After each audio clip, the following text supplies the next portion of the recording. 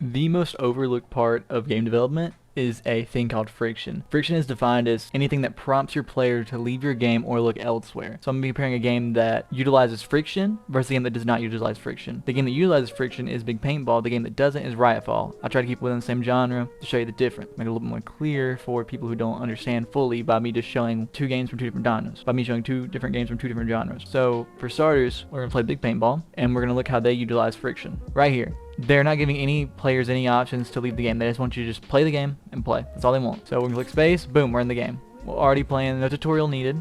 We're just going to start playing. Let's compare this to a game where the friction is really high, and let's see how long it takes for the game to start and for the player to get into it, and see how much time they have to think about quitting the game. Now, Riotfall is very bad about this, which is probably one of the reasons they have not as many players. This game is old, no longer updated. There's a sequel, 3600 on. This game, new, no sequel, worked on, huge budget. So if we go to play this, one of the reasons is because of how long it takes to load the game, but the other is because of friction.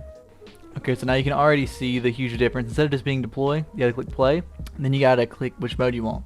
Leads to more thought process, which also leads to more believing because they have more time to think, should I play this game? Will I like this game? Should I leave? So now we're gonna click play, because that's what we'd play. Sends you to a whole nother server. And then, now, oh, it's the end of match. We're at the end of a match right now. So now we got even more time to think about leaving. It's actually a really good way to showcase the example. So now we gotta sit here and wait. Then we gotta choose the map we wanna play, which gives even more time to decide if we wanna stay or not. And we gotta wait another 20 seconds. And now we gotta load match after waiting through the timer.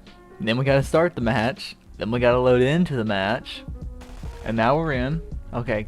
They at least didn't have a wait time on when you get in the match. But you can already tell this game, off friction alone, will have a lot less players than Big Paintball, which long term leads to less and less players because less players will even have the time to experience it. They won't be as patient to sit there and wait for the actual game itself to start.